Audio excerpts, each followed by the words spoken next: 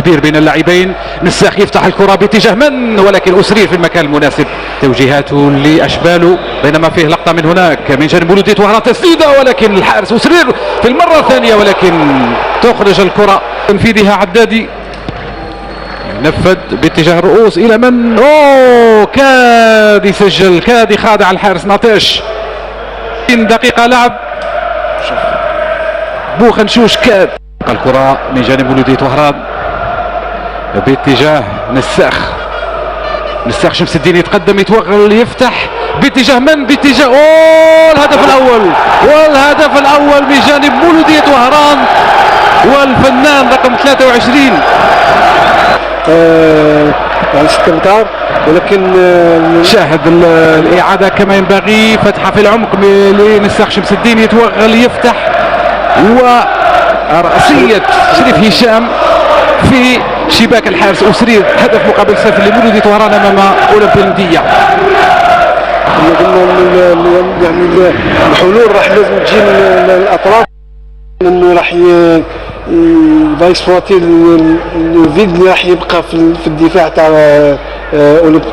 بينما في لقطة من هناك من جانب اولمبي مدية بعد سقوط في لقطة هدف التعديل من جانب اولمبي مدية في الدقيقة الأولى من زمن الشوط الثاني. سقوط وراشدي من دون مراقبة الكرة، يسدد الكرة في شباك الحارس ناطش. هدف مقابل هدف، أو بالتيبة فراحي من هناك، يسدد فراحي من هناك صعبة، ولكن الحارس في المكان المناسب. تعود الكرة من جانب مولودية وهران، توغل من جانب مولودية وهران، الكرة في منطقة العمليات، يسدد فراحي ولا أروع، هدف ولا أروع من جانب مولودية وهران، هدف ولا أروع. الحلول ممكن تاع مولودية وهران تجي من طرف من هذه القذافات البعيدة. فراحي من تسديدة مباشرة، لم يترك أي مكان لأسرير، ويسجل أولى أهدافه مع مولودية وهران. الكرة من جانب مولودية وهران، موسى عبد السلام ماذا يفعل بالكرة؟ موسى عبد السلام عنده الكرة، موسى عبد السلام يسدد، كاد يسجل بعد ما خرج وجه لوجه مع الحارس أسرير.